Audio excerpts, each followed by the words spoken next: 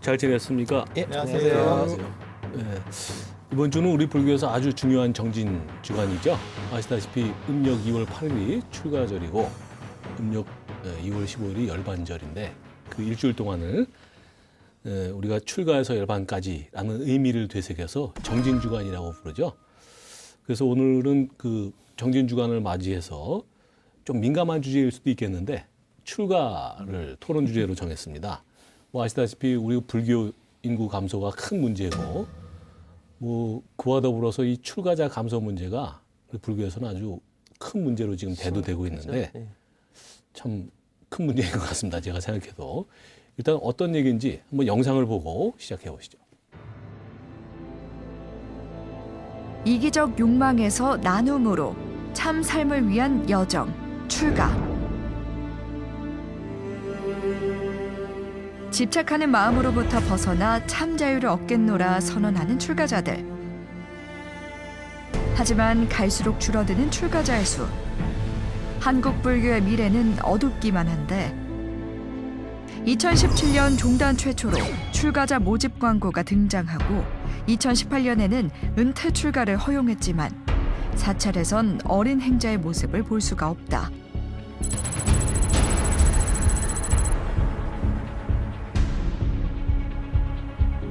어렵게 출가를 결심해도 다시 산을 내려오는 사람들.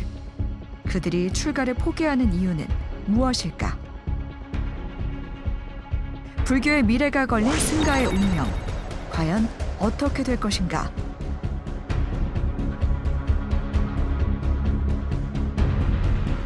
우리 시대의 출가를 생각해보는 시간. 출가 희망자. 그들은 왜 저를 떠나는가? 불교에서 출가의 의미는 굉장히 중요하죠. 우선 그 우리의 그 스승님이신 부처님께서 출가를 안 하셨다면 뭐 깨달음도 없는 거고 불교도 없는 그 거죠. 불교도 없는 거죠. 그리고 그것을 이어주는 면면이 이어져 오는 그 승가 집단도 출가가 없었다면 유지가 안 됐을 테고 2500년 뒤에 지금 우리가 이렇게 불교라는 이름으로 신행생활을 할 수도 없었겠죠. 참 너무나 중요한 의미를 갖는 단어인데 먼저 출가하면은 어떤 것들이 떠오르시는지 어떤 느낌을 가지시는지 스님부터 한번 말씀해 주시면 어떠실까요? 저희 중에 출가하는 분이 한 분이니까. 네. 아니 이제 뭐 출가를 우리는 이제 출가라고 쓰지만 이제 위대한 포기라고 그렇죠. 그런 식으로 말들을 하잖아요. 그래서 지금은 인도에 이제 뭐 4대 성지, 8대 성지에 그게 들어가지는 않는데 인도 전통에서는 뭐가 있었냐면 부처님께서 출가를 하셔가지고 머리를 자른데 큰 탑이 있었어요. 그거 이제 현장의 대당서역기나 이런 데서 보면 나오는 거고 그래서 지금 우리 전통에는 그 부분이 좀 약하거든요. 그러니까 삭발하는 모습, 당신이 스스로 복음을 꺼내서 머리카락을 자르는 모습, 그 부분이 상대적으로 약한데 남방불교에는 그런 조상들이 굉장히 많습니다. 우리나라에는 팔상도의 일부가 들어있고 법주사 팔상 전에 그 상이 있어요. 이렇게 머리를 당신이 자르는 이 딱 상이 있는데 그래서 출가 전통에 대해서 좀 약한 부분이 존재는 해요. 그런데 출가야말로 진정한 자유, 그 다음에 진정한 어떻게 보면 기쁨을 누리는 그러한 자신의 인생을 자기가 모두 통제할 수 있는 곳으로 나아가는 것이라는 의미를 가지는다는 점에서는 굉장히 저는 좋다고 생각하고요. 그 다음에 인도 전통에 약간 특수한 거가 있어요. 그래서 뭐가 있냐면 인도는 이제 사주기라고 해서 뭐 학습기, 가주기, 그 다음에 이제 임서기, 유행기 이렇게 해서 그러니까는 반 정도는 이제 가정 생활을 하고 그 다음에 이제 그 뒤에 생활은 자기 스스로 명상도 하고 우리식으로 요즘 얘기하면 나는 자연인이다 사는 나이 드신 남성분들이 가장 선호하는 것 중에 요즘 하나라고 하는 그 나는 자연인이다로 돌아가서 스스로 명상하고 공부하고 사색하고 뭐 이런 인생들을 보내는 그런 전통이 있죠. 그래서 출가하고 재가라는 개념이 서로 일원화되어 있어요. 그러니까 이렇게 갈 수 있고 저렇게 갈 수 있고 그리고 출가했다가도 실제로 율장이나 이런 데 봐도 출가했다가 뭐 더 이상 이건 나는 못할 것 같아요. 그러면 돌아가 살면 되고 또 출가하면 되고 이렇게 왔다 갔다 하는데 동아시아 쪽은 이게 뭐 단절되고 그 다음에 마치 속퇴하면 배신하는 것처럼 되는 바람에 파괴라고 그러잖아요. 이게 막 파괴. 예. 너무 금이 뚜렷해서 사람들이 두려워하고 저게 뭐지? 이렇게 호기심을 줄 정도로 그래서 그런 정신들을 조금 이렇게 마치 도시 생활에 지친 사람들이 주말에 산을 찾거나 템플스테이를 네. 찾거나 이런 정신의 연장선상으로 지금 접근이 돼야 되는데 좀 다른 방식으로 가고 있는 것 같아서 조금 안타깝습니다. 유 교수님은 어떠세요? 저는 뭐, 어쨌든 이 초탈의 이미지, 네. 그러니까 이렇게 그 흔적이나 뭐 예. 이렇게 이런 걸 남기지 않고 음. 초탈의 이미지, 이런 이미지가 그 출가에 왠지 이제 있고, 그게 사실은 그게 갖고 있는 또 이제 아까 위대한 결단, 위대한 포기 이런 게 이제 그런 의미하고도 통하는데 저는 그게 갖고 있는 이제 긍정적 에너지, 예. 아까 대자유를 포함해서 이게 이제 출가의 맛이고 또 위대함이고 예. 그런 거 아닌가 이렇게 평소에 생각합니다. 아니 단어를 잘 써야 돼. 이게 뭐 인생 무상, 고독, 뭐 투쟁 뭐 이런 단어 말고 진정한 자유와 행복. 그래서 마치 새장에 갇힌 새가 새장을 뜯고 날아 올라가듯이 뭐 창공을 이렇게 나르는 새와 같은 초탈성. 그런 네.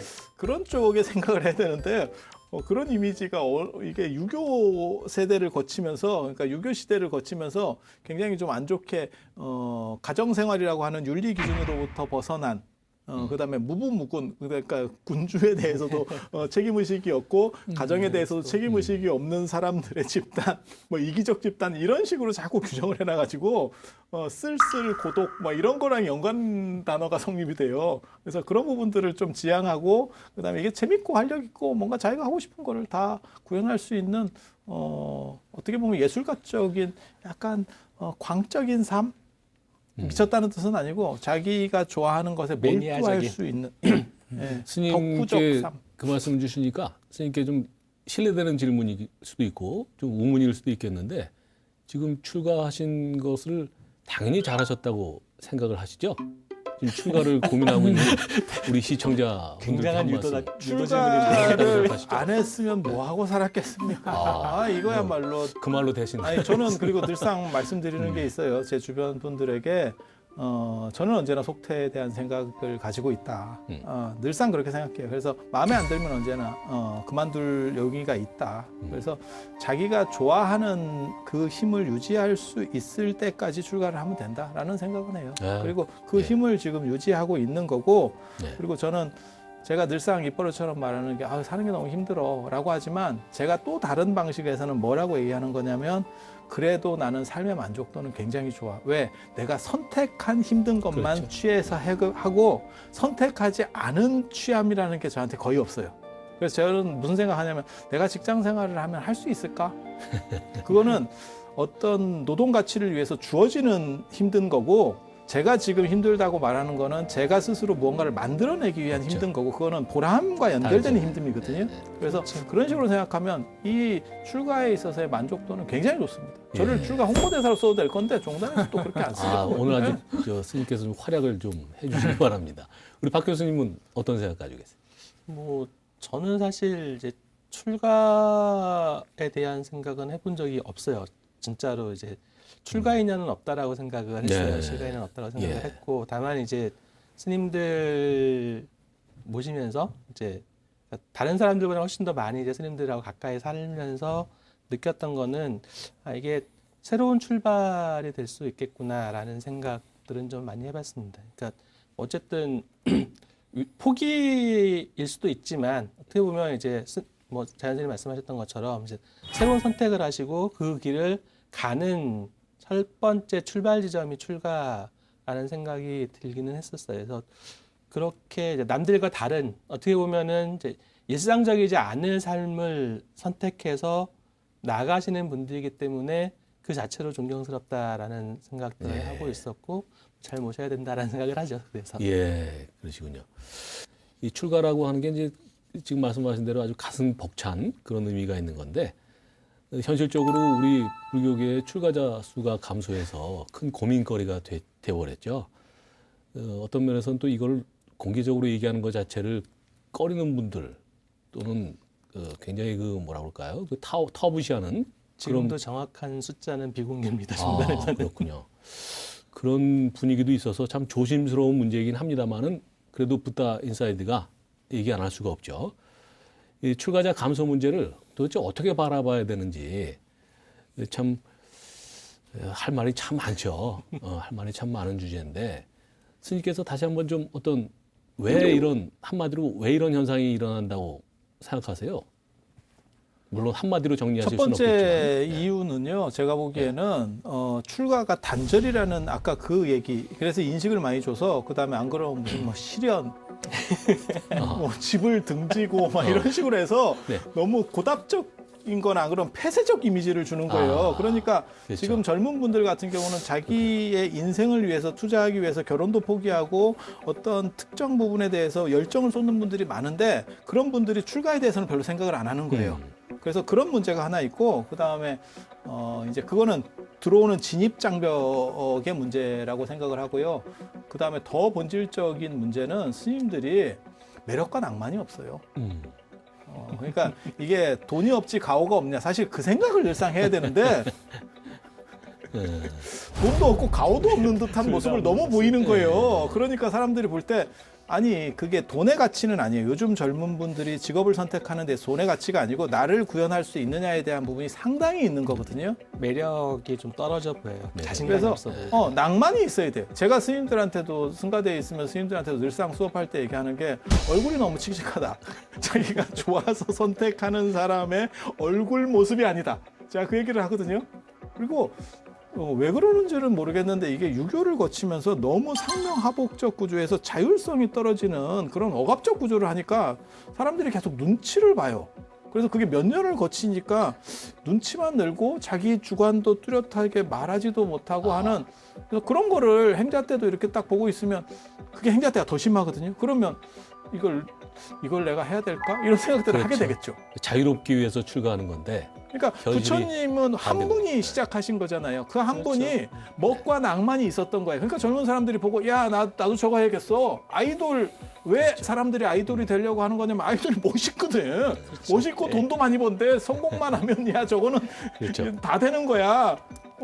이런 식으로 가니까 지금 딱 들어오는 건데 지금 스님들은 그냥 회색 좀 약간 찝쭈그리한 옷을 입고 다니는 좀 정체불명의 사람 이렇게밖에 안 되는 거예요. 네. 이게 이제 출가의 본래 의미, 네. 본래 의미라는 게 그야말로 안욕따라 삼맥한 머리를 득하는 거죠. 깨달음을 얻는 겁니다. 그리고 각종 세상의 유혹, 항마로부터 이제 제압하고 그게 이제 그렇게 될 때 귀불 양족전, 양족이 갖춰지는 거예요. 지혜와 자비가 완벽하게 갖춰지는 그런 존재가 되겠다. 이 엄청난 사실은 목표와 서원이죠. 그러니까 내가 내 개인의 욕망에도 이렇게 벗어나지 못하는 그런 작은 노예가 아니라 엄청난 대자유를 성취하고 그걸 또 사회에 회양하는 그렇죠. 그 지혜와 자비를 다 갖춘 이런 삶이라는 것은 정말 이제 한번 해볼 만한 그런 거죠. 그게 이제 출가의 원래 의미고 그게 이제 저는 이제 초발심 때, 이게 발심 출가, 초발심 때 이제 정말 이 자세인데, 저는 그런 자세들이, 그러니까 남아있는 한은, 이제 그 보교와는 달리 이제, 자신감이 있는 거죠. 그리고 그 자신 때문에 이제 출가 생활이 쭉 버텨지는 것인데, 그 자체도 이제 저도 이제 그 승가대에 있으면서 약간 느끼는 것은 이게 너무 그 현실적인 이해관계, 이거에 자꾸 이렇게 경도되는 듯한 그래서 원래 초발심의 진정한 그 의미 아까처럼 그 두 가지 원대한 목표 이런 것들을 이제 자꾸 이렇게 잊어먹는 이런 경향 이런 것들이 조금 아쉬운 순간들은 있습니다. 그렇게 그런 부분들이 이제 아까 스님 말씀하실 때 출가가 멋있어 보이지 않고 멋없어 보이게 하는 이런 측면이 있죠. 아까 박 교수님께서 이렇게 진담인지 농담인지 제가 헷갈렸는데 이게 뭐 대외비 뭐 비밀이라고 말씀하셨는데 진담입니다. 진담이세요. 현실적으로 출가자 수가 얼마나 감소됐길래 이런 얘기들이 자꾸 나오는가요? 그러니까 91년에 처음 이제 그 출가자를 이제 할매다 이제 집계를 그동안에 이제 집계도 안 하고 있다가 이제 91년부터 이제 몇 명 출가했는지 해마다 통계 이제 집계를 하기 시작을 했는데 91년에 500명 선이었대요. 한 해에? 예, 네. 1년에 한 500명 좀 비구 넘게 스님 다 합쳐서? 네. 500명 좀 넘게 출가를 하셨었는데 네. 2005년에 300한 2, 30명 정도, 300명이 좀 넘어가는 선 아. 정도. 지금 이렇게 명수를 확실하게 말씀 못 드리는 게 비밀이기 때문에 그렇습니다. 그렇고요. 2008년에 200명대로 떨어졌고 그렇게 하고 나서 2016년 들어서는 100명대까지 그렇게 해서 몇 년 안으로 100명 이하로 떨어질 것이다. 40명 2025년인가 가면은 뭐 50명 이하로 내려가고 그런다는 것 같아요. 그런 추세랍니다. 제가 그 대목에서요. 저는 이제 세 분만큼 뭐 그런 쪽에 이제 전문가는 아닌데 이제 불교 공부를 저도 나름대로 하고 있습니다만 우리 불교에서 삼보가 있죠. 세 가지 보물. 부처님과 법생. 부처님의 네. 가르침과 그것을 이어주는 승가 집단인데 부처님과 부처님의 말씀은 사실 이제 픽스가 된 거죠. 어떤 면에서는 그걸 이제 우리가 다 천착해내고 뭐 그런 건데 그 승가 집단이라고 하는 것이 결국은 부처님의 가르침을 잘 그대로 실천을 해서 후대에 이어주는 역할을 해주시는 건데 삼보라고 하는 거는 하나라도 없으면 이 불교가 존재하지 않는다는 의미 아니겠어요. 근데 저는 이게 100명이 안 된다는 그런 얘기를 듣고 정말 충격을 받았습니다. 어떻게 우리나라에서 불교가 3대 종교의 하나라는 우리나라에서 스님이 한 해에 100명 거기서 잠깐 출가를 못하냐 안 하냐. 조계종만 네, 네. 지금 조계종만 집계한 거고 조계종만 예. 타종사를 하면 조금 달라지긴 합니다. 달라지긴 하는데 크게 많아지지는 아니, 않아요. 그럼에도 그러지 않아요? 그리고 그분도 그럼 100명 얘기 좀 이하는 해주십시오. 아니고요. 예, 100명, 그분도 얘기해 주십시오. 한 140명대예요. 예, 조계종만 에서만 조계종만 지금 현재 다른 종단까지 하면은 좀 더 그럼 많아지죠. 예. 그럼에도 불구하고 어쨌든 조계종이 한국 불교계의 장자종단으로서의 위상을 차지하고 있는데 그 장자종단에서 1년에 한 100명 좀 네. 넘게 출가하고 있는 뭐 현실은 크게 다르지 않은 숫자입니다. 제가 보기에는 그런데 이 교수님께서 그 여성 출가 특히 그 네, 감소 그건 문제를 이제 저도 좀 이제 말씀해 주시죠. 예. 출가자 검소에 대해서 이제 분석다 글을 썼던 입장에서 네. 더 자세히 이제 들여다보면 네. 90년대 중반부터 특히 이명박 정부 이제 들어서면서부터 네. 이제 여성 출가 그러니까 비구니 스님의 숫자가 네. 갑자기 엄청나게 줄어들기 시작합니다. 그러니까 그 저는 이 지점이 이제 굉장히 중요한데 그 제가 이제 실제로 승가대학에 초창기에 있을 때 90년대 초인데 그때는 우리 종단의 공식 통계가 없을 때입니다. 네. 그때부터 이제 제가 이제 인구에 대해서 뭐 스님들 숫자에 대해서 기본적으로 관심을 가졌는데 이게 왜냐하면 승가의 재생산 구조니까. 근데 그게 이제 해마다 이제 조금씩 줄어들다가 그때는 이제 심지어 비구니 스님들이 숫자가 비구 많았던 스님보다 적이 많았어요. 있었죠. 우리 학교에. 그러니까 출석부를 부르면 어떤 데는 막 3분의 2가 비구니 스님이고 비구 스님이 오히려 우리 학교에 적게 입학을 했어요. 네. 그랬는데 그게 언제적 얘기세요? 그게 90년대 초. 90년대 초. 1990년. 네, 90년. 30년 전이네요. 네, 30년 전이죠. 제가 30년 취직을 했습니다. 예. 근데 그게 이제 비슷해지다가 아까 이명박 정부 이 시점에 오면 갑자기 비구니 스님 숫자가 이제 적어지기 시작해요. 그래서 지금 현재는 우리 승가대학에 비구니 스님들이 굉장히 적어져 버렸습니다. 그게 이제 저는 여성 출가자, 그러니까 비구니 스님들의 숫자가 이제 급감하는 것, 이것을 이제 더 면밀히 봐야 된다. 그러니까 우리 출가자 전체가 줄어드는 것도 줄어드는 거지만 특히 비구니 스님들이 급감하는 것에 대해서 우리가 다시 한번 좀 생각해 볼 필요가 있다. 그 이유는 저는 이제 아까 여권 신장, 그러니까 여성들의 지위 향상하고 연결됩니다.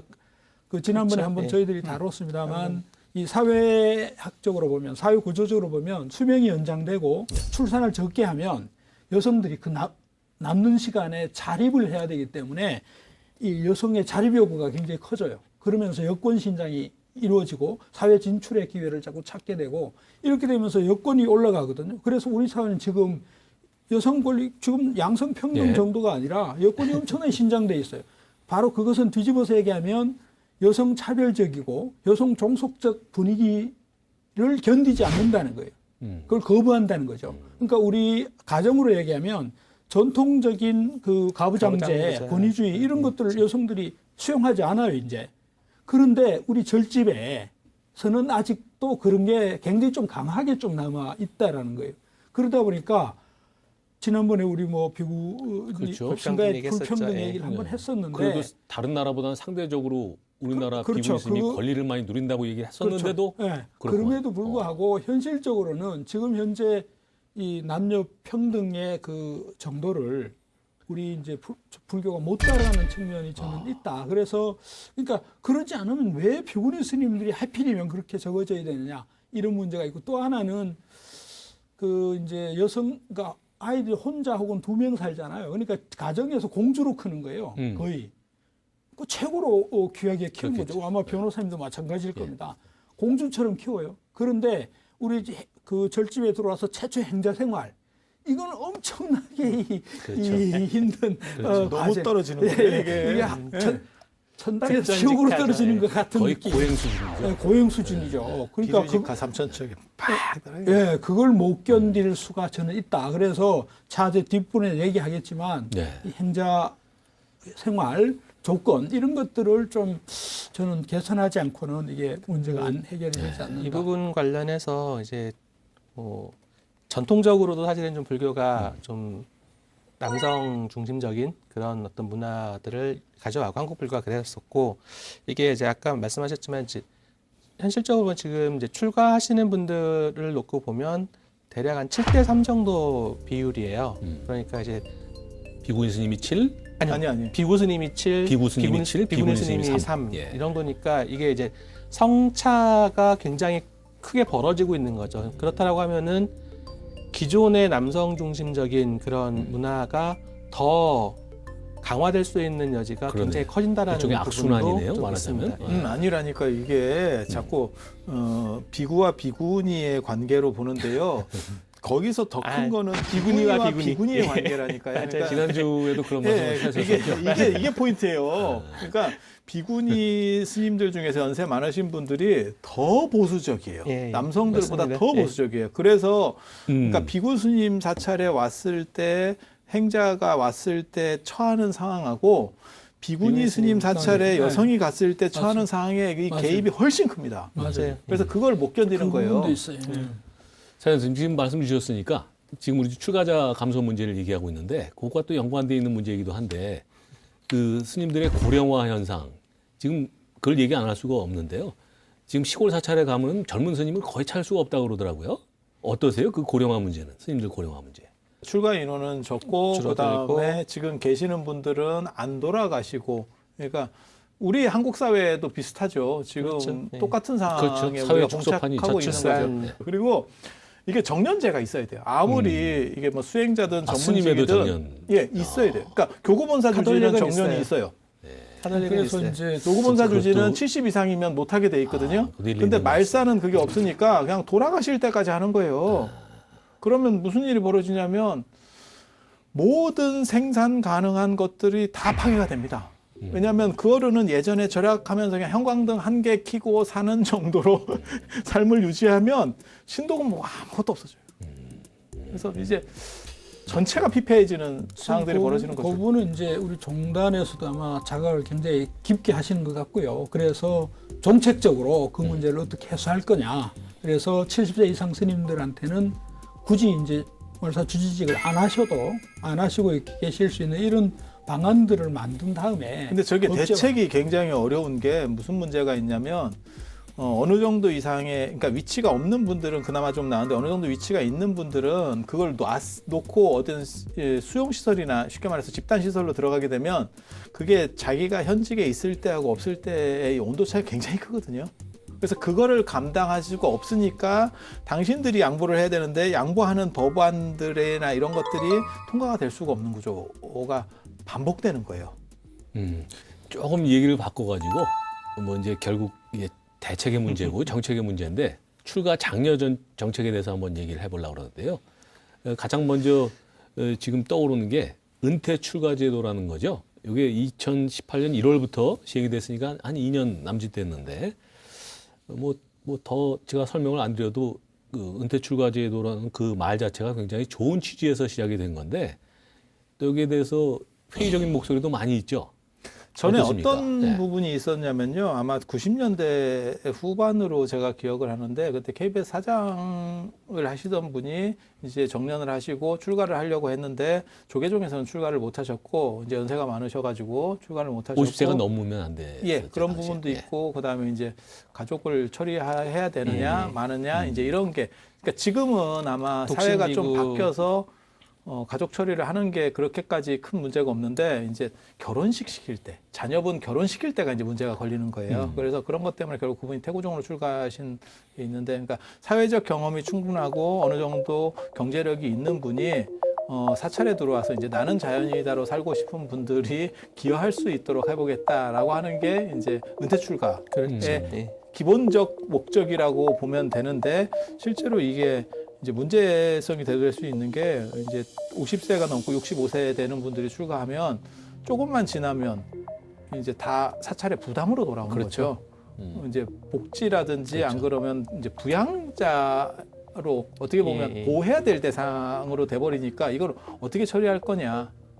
그래서 기본적 생각은 뭐냐면 이제 경험이 어느 정도 이상의 직장 생활을 하신 분들이 들어와서 절 안에서 좀 더 건전하게 이렇게 활동성도 가지고서 당신들도 삶의 만족도를 높게 하고 사찰의 효율성도 좋게 한다라는 취지인데 실제로는 연세가 어느 정도 이상 되면 그분들이 절에 맞춰서 바뀌는 게 아니고 바뀔 수 있느냐의 문제. 그 다음에 노령화됐을 때 그걸 다 어떻게 처리할 거냐의 문제. 또 이분들은 준회원 자격밖에 안 줘요. 그러니까 끝까지 그렇죠. 비후계 이상은 안 주는 거예요. 그래서 말사 주지도 될 수가 없고 그 다음에 무슨 어느 정도 이상은 올라갈 수 있는 방법들이 전부 차단돼 있어요. 그 불평등의 문제를 어떻게 할 거냐. 그러니까 자꾸 노동 가치로 보는 거예요. 그러니까 행자도 힘들다고 하는 이유가 뭐냐면 자꾸 노동 가치로 보고 지금도 출가하는 사람이 적다라고 말하는 게 노동 가치로 어른들이 자꾸 보기 때문에 그래요. 그런 걸 노동 가치로 안 보면 사실 출가하는 사람이 지금도 제 생각에는 적은 게 아니에요. 사람 숫자가 많아서 지금은 일을 하는 시절이 아니에요.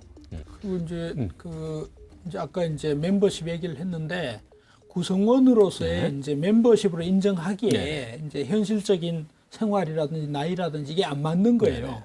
그래서 저는 이 제도를 도입하기 전에 사실은 이게 다 그 사전에 한번 검토가 됐어야 되는데 그래서 실제로 이제 하고 있지만 효과성이 좀 미미하다 그럴까 그렇습니다. 그러니까 실제로 많이 크게 도움이 출가하지도 않았죠. 않죠. 은퇴 출가자로 해서 숫자가 아니 많이 안 받는 교구도 교구도 많이 있어요. 있어요. 맞아요. 네. 그래서 실제로 실효성이 좀 떨어진 제도가 그리고 돼 이게 불교가 아시다시피 평등이라고 하는 게 취지 중에 하나인데 부처님이 말씀하신 게 맞아요. 사성평등인데 그 안에서 계급을 해서 누구는 일을 할 수 있는 사람, 누구는 자격이 막혀 있는 사람, 그러니까 이런 분들은 사실 기본교육기관에 가기도 굉장히 어렵게 출퇴근을 해야 되기 때문에 그건 거의 불가능한 상황이거든요. 그래서 이런 식으로 막아놓는 어떤 노동력을 쓰기 위한 구조를 인위적으로 생각해낸다는 게 너무 근시안적 사고 방식이라고 할까요? 예, 알겠습니다.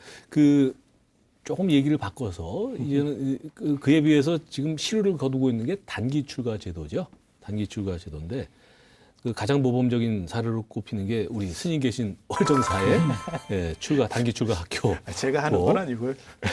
단기 우리 출가 중앙성가대에서 하는 윤희 출가 그렇습니다. 시스템도 주목을 받고 있는데 윤희 출가 제도가 어떤 건지 좀 먼저 유 교수님 좀 설명해 주실까요? 예, 우선 뭐 간략하게. 단기 출가하고 물론 스님 계심입니다만 이제 연결해서 하면 어쨌든 월정사 단기 출가를 거친 분들이 일반인들이 들어와서 네. 단기 출가를 거치면서 출가를 실제로 이렇게 한 분들이 비중이 그렇죠. 굉장히 높아졌어요. 그러니까 제가 한 3, 4년 전에 듣기로도 그때 이제 제가 뭐 지도교수 이런 거 해서 알고 있는데 100명 이상이 이제 월정사 단기 출가 코스를 마친 분들 중에 그래서. 출가한 분들이 100명 이상이 예. 됐어요. 그러니까 한 이런 프로그램에서 그렇게 나온다는 거는 그렇죠. 우리 종단 전체로 보면 대단히 대단한 거죠. 이렇게 환영할 일이고 또 이제 모범적인 이제 일종의 실험이 된 거죠.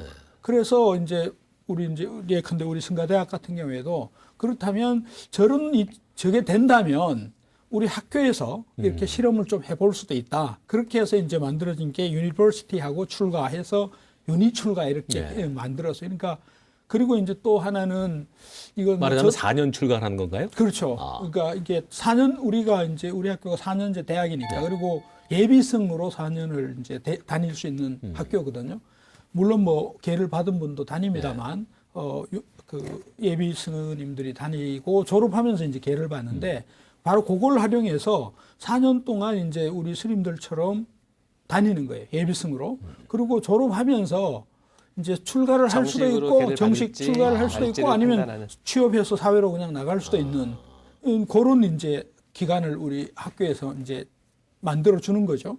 그리고 이제 또 혜택도 또 있어요. 이게 성가대학을 졸업하면 근데 군대 갈 때 뭐죠? 군법사. 군법사 이런 것들로 갈 수도 있고 뭐 그다음에 이제 학교 다닐 때도 우리 지금 학연 스님들이 등록금이 거의 없거든요. 그리고 엄청난 장학 혜택들이 있습니다. 그래서 그런 혜택들은 다 같이 누리고 그리고 이제 그러기 때문에 한편으로는 대학에 돈 안 들이면서 불교 공부도 하고 또 4년 졸업할 때는 선택을 할 수도 있고 또 군대 갈 때 혜택도 있고 그래서 장점이 굉장히 이제 많이 보일 수도 있죠.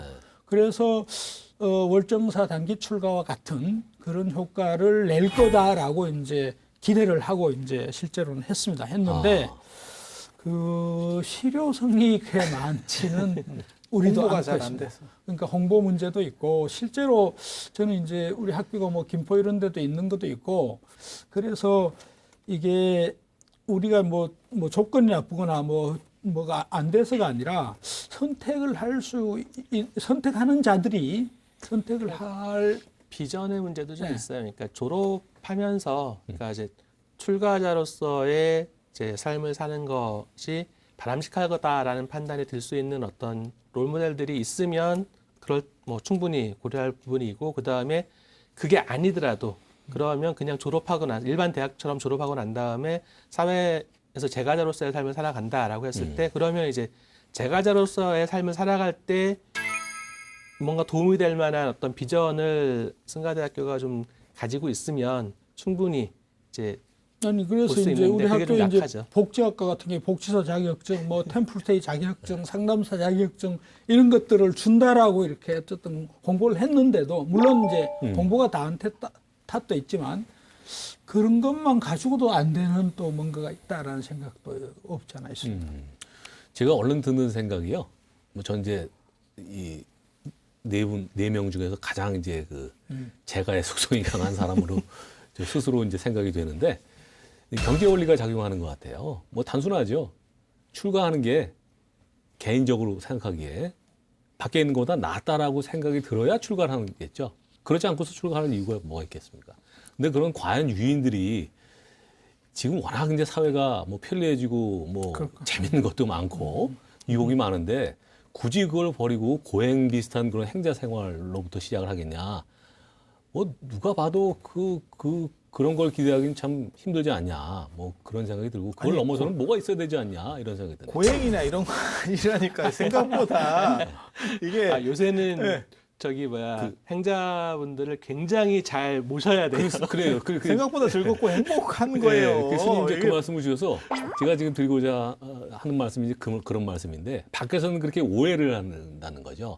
그러니까 그게 결국 이제 홍보의 문제도 있을 수 있고 그래서 지금 그 뭐 스님 모집 광고까지 지금 아니 지금 처진데. 그래서 정확한 사실은 모르는 것도 있어요. 필요한 부분이 뭐냐면 저 네. 월정사 출가학교가 이게 의미적인 걸 부여할 수 있는 게 왜 네. 아까 저기 들어온 사람들 중에서 한 4~5% 정도가 출가를 하는데 그게 조계종만 다 출가하는 건 아닙니다. 연세가 드신 분들은 이제 타종단으로 가거나 안 그러면 조계종 말고는 교육을 제대로 받을 수 있는 이 종단들이 별로 없어요. 그렇다 보니까 그렇죠. 출가 교육이라는 건 어느 정도 사찰 생활이 뭔가를 좀 체험을 해서 그렇죠. 대처승이나 당신 이제 뭐 부모님이나 이런 분들이 스님인 경우 그쪽으로 이제 바로 가서 이제 어떻게 한다라는 거에 틀을 잡고 이런 경우들도 많이 있거든요.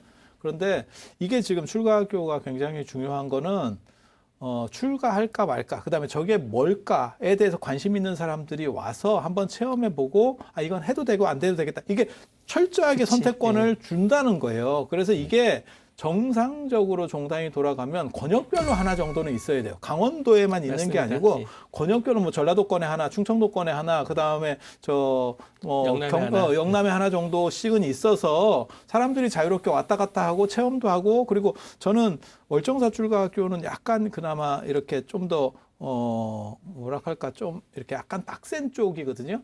그런데 그거보다 좀 더 자유롭게 하는 부분도 필요할 것 같다라는 생각도 해요. 그래서 실제로 월정사 출가학교에 30일짜리는 좀 빡센 게 있고 뭐 화원기 출가라든지 일주일짜리는 훨씬 자유롭게 하거든요. 그래서 그런 속에서 당신이 살아보면서 만족도 이거는 내가 충분히 해서 무언가를 얻을 수 있을 것 같아. 결국 저는 돈의 문제는 아니라고 생각을 해요. 보람의 문제고 삶의 가치의 문제, 그렇죠. 그다음에 철학의 문제거든요. 그렇죠. 그거를 보여줄 수 있으면 사람은 선택한다라고 생각을 해요. 그리고 광고를 해서 선택해 주세요라고 하는 건 이미 상품성이 없는 거예요. 우리가 애플이 아이폰 만들고 2년 동안 맞아, 우리 맞습니다. 시장에 안 들어왔어요. 우리가 넣어주세요라고 했지.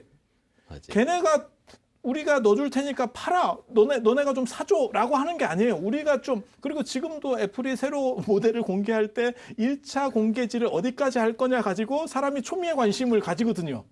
그러니까 예. 그게 쓸모 있냐 없냐에 대한 문제거든요. 그리고 내가 진짜 좋아하느냐 필요하냐의 문제예요. 그래서 이런 부분들에 대한 접근 방식이 좀 새롭게 돼야 되는데 너무 2차원적이고 평면적인 전근대적인 이런 식 접근들 저도 미치겠습니다. 제가 한번 말씀을 해볼게요. 전 뭐 이제 초기 불교나 근본 불교 쪽에 좀 관심이 많아서 뭐 어쩌다 보니까 이제 남방 불교 쪽에도 관심을 갖게 되는데 태국이나 미얀마 같은 불교 국가에서 이제 단기 출가를 많이 하지 않습니까? 근데 우리나라하고는 좀 양상이 다른 것 같아요. 기본적인 이제 자유롭게 출가하고 그렇죠. 자유롭게 예, 선택하죠. 그러니까 지금 아까 스님 말씀하신 대로 무슨 뭐 벽이 있어서 이게 출가했다가 다시 재가로 들어오면 이게 무슨 패배자 비슷한 그런 시각이 전혀 아닌 것 같고 그래서 태국 사례를 보니까 일시 출가 제도라 그래서 부언낙이라고 이제 칭하는데 요거는 태국 남자 누구나 만 20세가 되면 길게는 3년에서 짧게는 일주일까지 부언낙 일시 출가 제도를 의무적으로 경험을 해야 되고 그 기간 중에 군대 갔다 이제 오는 것처럼. 그렇죠. 예. 227개를 수지하고 빨리어로 된 3장을 공부를 하고 그러니까 정식 스님인 거죠. 또 아침에 또 탁발도 하고 뭐 맨발로 뭐 이런 제도가 있고 또 미얀마에도 비슷한 제도가 있는데 그건 심피우 의식이라고 부르는데요. 부타의 자식이 된다는 의미랍니다. 그래서 요거는 5세에서 15세까지의 어린이 청소년들을 대상으로 하는데 요것도 마찬가지로 10개를 수질하고 그리고 빨리어도 배우고 불교 교리도 배우고 실제로 약간 축제 같이 축제 아, 이제 그래요? 예, 예. 가족들 동네 네. 사람들 다 모여서 예. 엄청나게 축하해주고 네. 그러니까 이게 재가자가 출가자가 되는 거, 출가자가 재가자가 되는 게 아무 무슨 거리낌이 없는 이런 개념인 것 같고 또 하나 가장 중요한 것 같은데 이게 일종의 효의 한 방편으로 생각을 한다는 거죠. 그러니까 출가가 최대의 공덕이기 때문에 이게 아들이 출가를 하면 그 공덕으로 부모가 어떤 그 좋은 업보를 받는다 뭐 이런 개념도 있다 그러고 근데 요거는 하나의 힌트가 될 것 같은데 사실 저도 뭐 출가를 안 해봤습니다만은 스님 지금 말씀 들어보니까 사실 해봐야 아는 것들이 있잖아요. 근데 그것도 일시적이나마 스님 생활 해봐야 이게 이런 좋은 점이 있구나라는 것이 이제 느껴지는 건데 그렇지 않은 상태에서 자꾸 생각하면 두려움이 있죠. 그리고 더군다나 우리나라 같은 분위기에서 이게 잘못하면 뭐 내가 5점으로 남지 않을까 뭐 이런 생각도 두려움도 들고 굉장히 참고가 될 만한 거. 아니 근데 이런 네. 단기 출가 문화를 저는 확대시켜야 된다는 네. 생각을 계속 하거든요. 네.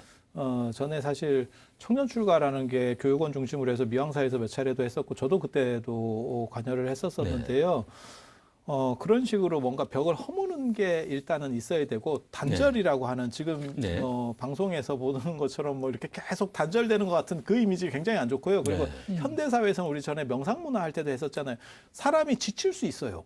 도시 생활을 하면서 지칠 수 있어요. 그렇죠. 그때 그쪽 코드를 열어줌으로 인해서 거기 가서 조금 예. 쉬었다가 올 수 있는 거예요. 그거를 자유롭게만 재충전하고, 열어주고 그렇게 왔다 갔다 하는 과정에서 나는 이쪽보다는 이쪽이 더 나은 것 같아. 그럼 그쪽에서 눌러 앉으면 되고 그렇죠. 나는 좀 해보니까 이거는 내가 아닌 것 같아. 그럼 가면 되고 이거를 그러니까 고인물은 썩게 돼 있어요. 그런데 꼭 절에서 무슨 말 하냐면 구분나무가 산을 지켜요. 구분나무는 산에 없는 게 낫습니다.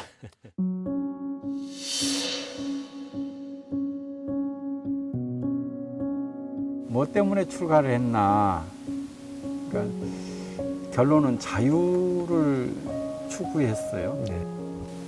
물리 선생님께서 보셨던 육조단경을 이제 빌려주셔서 보게 됐는데요. 도를 깨우치는 그런 장면이 굉장히 흥미진진했어요. 아, 나도 이렇게 살고 싶다. 이런 부분이. 인간 내면에 있는 무지나 혹은 탐욕, 적개심 이런 것이 그대로 있는 한은 우리가 정말로 바라는 평화라든지 행복 혹은 안락함 이런 것은 얻을 수 없는 것이지 이런 생각이 들었어요. 그래서 이제 사회 변혁에 관심을 가지기보다 이제 수행의 길에 파고들게 되고 이제 그때쯤에 이제 직접적인 계기가 된 거는 제가 폐결핵을 앓게 되면서 사람의 몸이 이렇게 쉽게 망가지고 죽게 되는가 이런 회의가 왔어요. 그래서 내면적으로 나를 먼저 해방시켜야 되겠다. 나를 자유롭게 하고 내가 정말 원하는 걸 하고 내가 추구하는 것들을 향해서 그렇게 살아야 하겠다 이런 생각이 들어서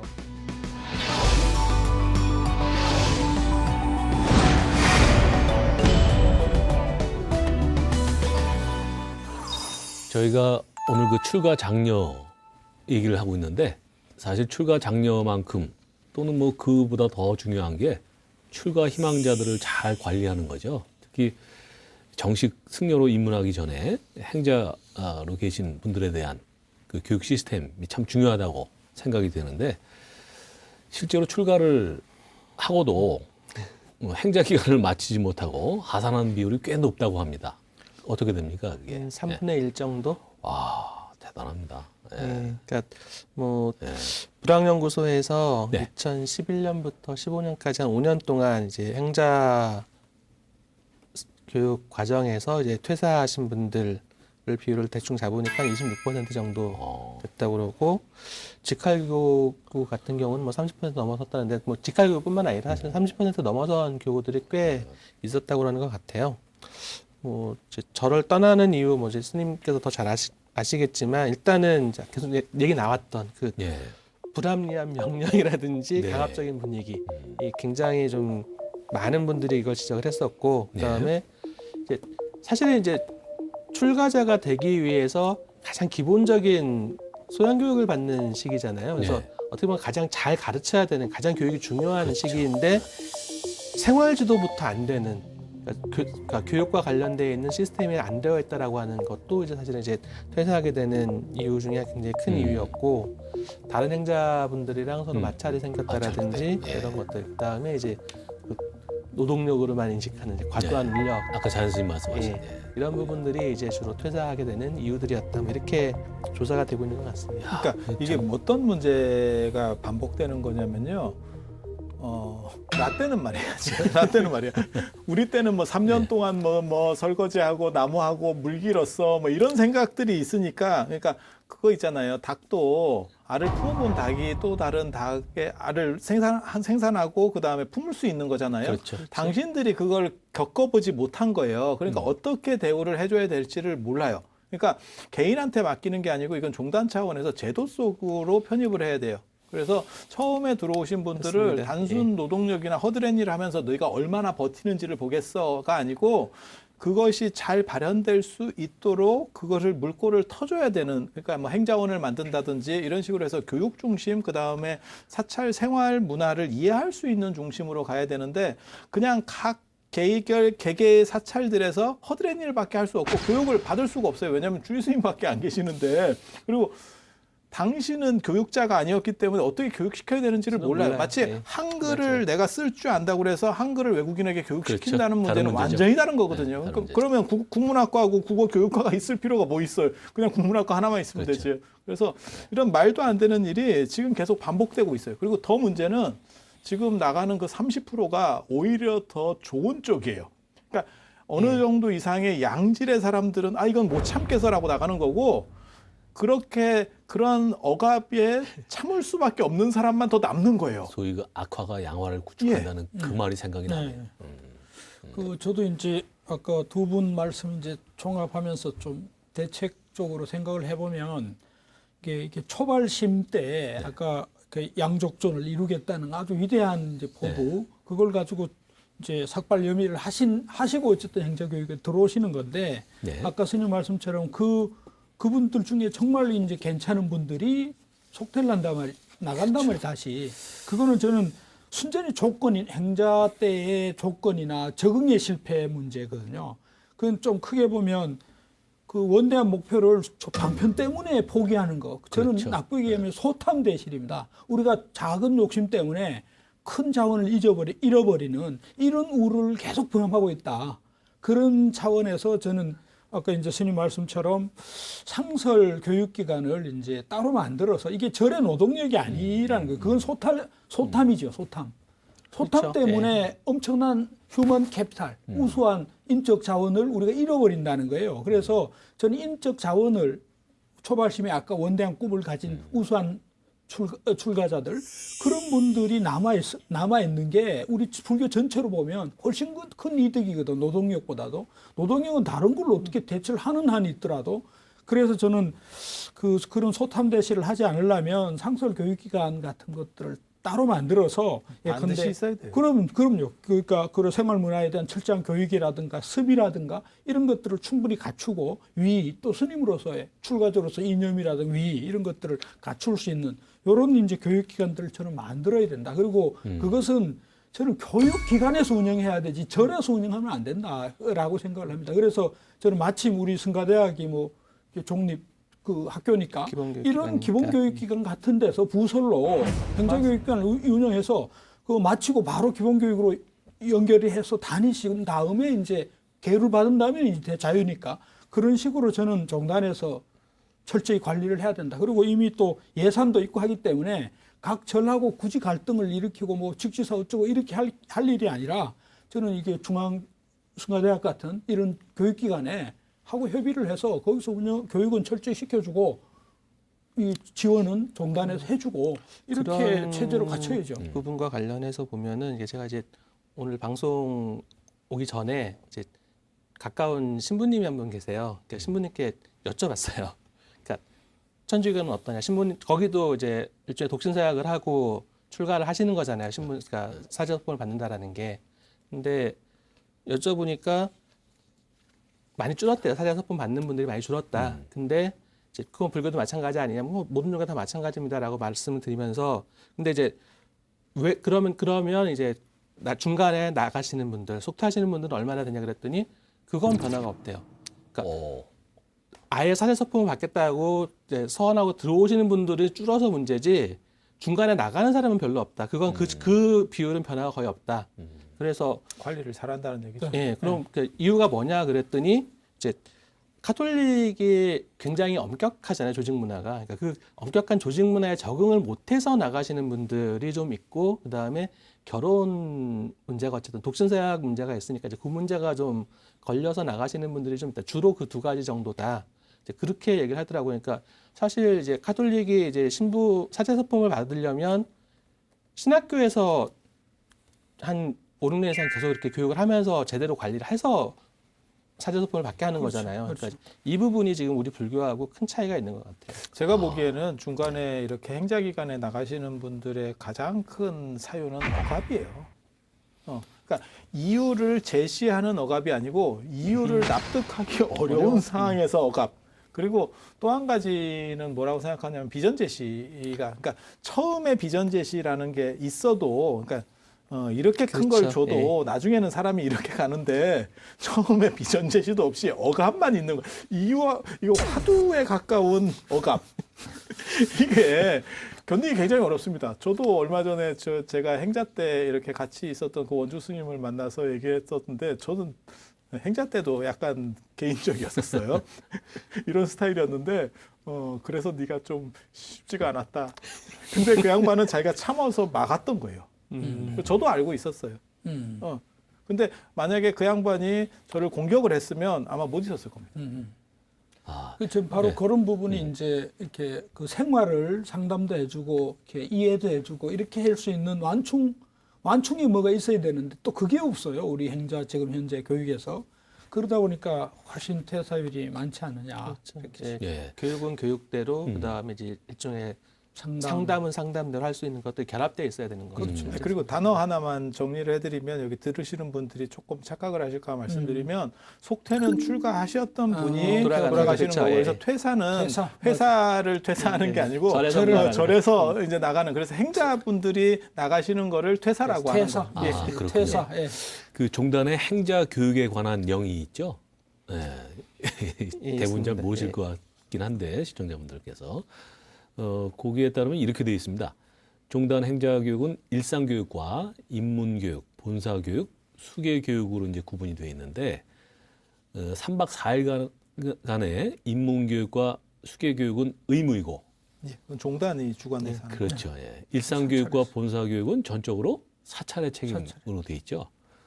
그래서 교육원에서 실시한 행자 대상 설문조사 결과를 보니까 이 거주 사찰에 교육 책임자 스님이 있는 경우는 78.4%고 나머지는 없다는 거고요. 그러니까 한 4분의 1이 없다는 거죠. 아닙니다. 이것도 예. 굉장히 부풀려 주는 그렇죠. 거고. 부풀려진 그래요. 주지 스님이 주지 주지 스님이 하시는- 교육 담당 예, 스님인 그렇군요. 건데 실제로는 교육을 안 하시는 거죠. 그러니까 본사가 아니면 이게 교육이 일상 교육이 이루어질 수 있는 확률은 거의 제로에 가깝다고 맞아요. 보시면 아, 됩니다. 그렇군요. 이게 현실이에요.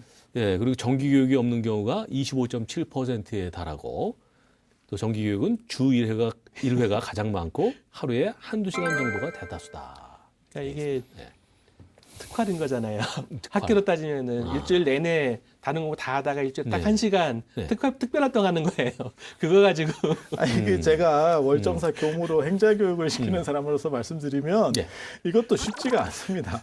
이유가 뭐냐면 사람이 좀 많으면 교육을 하는데 한 분, 두 분 있는데 그렇죠. 이거를 제가 시간을 쪼개서 거기 가서 또 이거를 교육해야 되고 뭐 이건 뭐고 하고 있으면 저도 참 억장이 무너지고 그게 뭘 의미하는 거냐면 결국은 어느 정도 이상의 규모를 갖춘 집단 프로그램이 가능해야 돼요. 그리고 교육 받는 사람 맞아요. 입장에서도 있잖아요. 네. 혼자나 둘이서 하면 이게 뭐 장난하나 이렇게 되는 거예요. 대학원 수업에서 우리 한두 명 수업하면 선생님이나 학생이나 서로 바쁘면 휴강이에요.